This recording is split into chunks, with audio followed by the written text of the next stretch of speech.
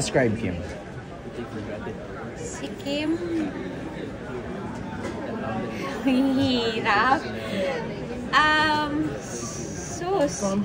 Ayoko kasing sabihin na strong siya kasi ang hirap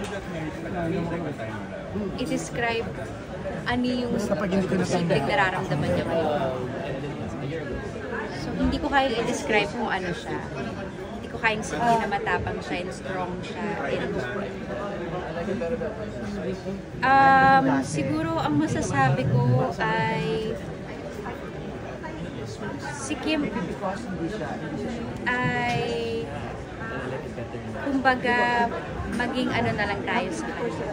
Sobrang hirap nito. Maging considerate tayo sa kanya. Sa kung ano yung nararamdaman niya, yung pinagdadaanan niya ngayon. Let's not judge. Hindi ko alam kung kailangan niya ng help, di ba? Hindi ko alam kung kailangan ba niya ng support. Hindi ko alam kung nag-strong-strongan ba siya. And of course, hindi yun ang pinagdadaanan ko. I have to respect na hindi ako involved dito. Laban niya to. And kailangan niyang malaman na sa bawat laban niya, nandun ako sa likuran niya. Yun lang siguro yung gusto kong sabihin. Thank you. Angge, picture lang please.